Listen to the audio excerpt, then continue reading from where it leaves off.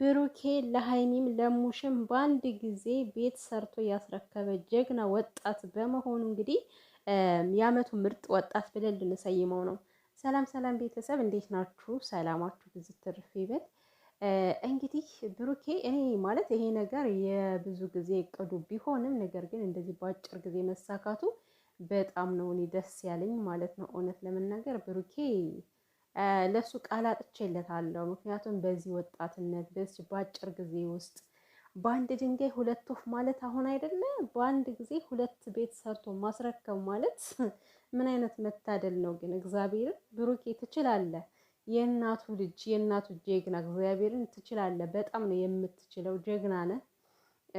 ለብዙ ሰዎች አርአያ የሚሆን ልጅ ነው ይሄ ልጅ ማለት ነው። እና እንግዲህ ያው ብዙ ጊዜ ብሩኬ በቪዲዮዎች መካከል ከሀይሚም ጋር ሲሰራ ብቻ ብዙ ነገሮች ላይ ብዙ አላማ እንዳለው ይናገር ነበር። ኢንተርቪው ላይ ራሱ ብዙ አላማዎች እንዳሉት አላማዎቹን ሳያሳካ ራሱ ፍቅር መጀመር እንደማይፈልግ ትኩረቱን አላማውና ከአላማው ላይ ነበረ።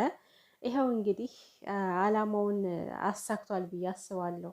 ማለት እሱ ብዙ እቅዶች ሊኖሩት ይችላሉ። ከእቅዶች ውስጥ ግን ለእናቱ ይሄንን ማድረግ ነበረ። ይሄን ደግሞ በአጭር ጊዜ ውስጥ ለእናቱ አድርጎ አሳይቷል ማለት ነው። እና ለሀይሚም ደግሞ ብቻ እኩል በኩል ነው የተሰራላቸው ማለት ነው። ለሀይሚም ለሙሽም በአንድ ላይ ነው የተሰራና በጣም በሚገርም ሁኔታ ማለት እኔ እንግዲህ ቤት ሰርታችሁ የምታውቁ ውጣ ወረዱን ያለውን ልፋት የምታውቁ ሰዎች ልትረዱ ትችላላችሁ። ቤት መስራት ምን አይነት መዘዝ እንዳለው ምን አይነት ከባድ እንደሆነ አንዱን ስትሉት አንዱ አይሳካምና የብሩኬ ሁለት ቤት መስራት እኔ ትንግርት ሆኖብኛል ማለት ነው።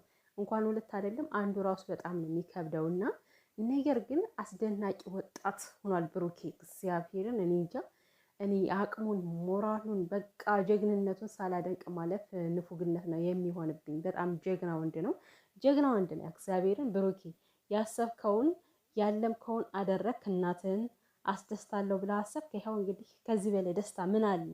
እውነት እሙሽዬም ደግሞ እንኳን ደስ ያለሽ፣ እስከ ልጅ ልጆች የምታረጅበት ቤት ይሆንልሽ።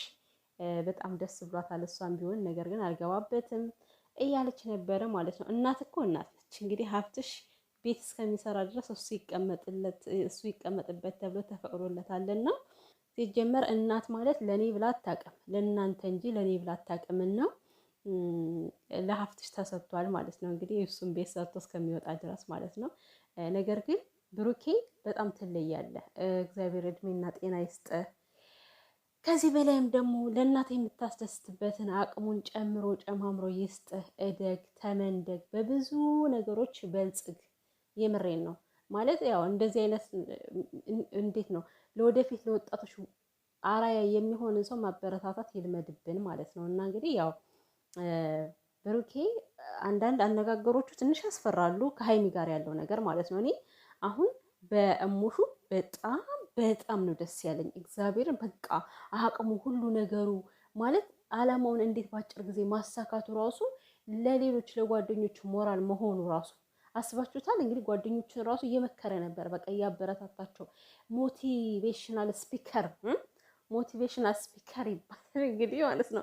እንደዛ እየሆናቸው ነበረ። መኪና መያዝ አለባችሁ፣ መኪና ይዛችሁ እንዳያችሁ እፈልጋለሁ እያለ እያበረታታቸው ነበር። እና ስለዚህ የአመቱ ወርቅ እንቁ ወጣት ብለን ሰይመናል ብሩኬ ማለት ነው። የሰራኸው ስራ የሚደነቅ ነው። ለብዙ ሰዎች አርአያ የምትሆን ጀግና ነው ወደፊት ማለት ነው። አንተን አይተው እንግዲህ ብዙዎች ይበረታሉ። አንድ ሰው መልካም ነገር ሲያደርግ ያን ሰው አይቶ ብዙ ሰው ይበረታል ማለት ነው። እና እንግዲህ ብሩኬ እያፈጣጠናቸው ነገሮች አሉ። እኔ አላቅም። እኔ ከዚህ ላይ ምንም ነገር ማለት አልፈልግም። ከሀይሚ ጋር ያለው ነገር እንዴት ነው እያበቃ ነው የሚለው ነገር ግራ ያጋባል። ብሩኬ ከአንዳንድ ነገሮች ላይ የሆነ ፊቱ ላይ የምታዩት ስሜት አለ። ቆረጥ ያለ ነገርም እየተናገረ ነው። አንዳንዴ እንግዲህ ብሩኬ አልመለስም ሊል ነው እንደ ተነስቶ ላጠልል ነው። እኔ ግራ ገብቶኛል ቤተሰብ እግዚአብሔርን በቃ ሁኔታውን ሳይው የሆነ መንገደኛ ይመስለኛል። ነገር ግን እንግዲህ ፈጣሪ ያለው ነው የሚሆነው ማለት ነው። ሀይሚና ብሩኬም ታርቀው በዚህ በአዲስ ቤታቸው ጎምለል እያሉ የሚኖሩበት ይሆናል ብዬ ተስፋ አደርጋለሁ ማለት ነው። ነገሮች እንደዚህ እንደማይቋጩ ተስፋ አደርጋለሁ። ያው ከአንዳንድ ከአነጋገሩ የምትረዱት ነገር አለ ማለት እንደቆረጠ ምናምን የሚያሳያችሁ ነገር አለ እና እንደዚህ አውጥቶ ነገሮችን ባይናገርም ግን የሆነ አወራሩ ምናምን ሀጅ ነው የሚመስል ብሩኬና ግን ደግሞ ብሩኬ ወንድማችን ይሄን ስኬት ያሳካው በመታገስ ነው፣ ብዙ ነገሮችን በማለት ነው አይደለ?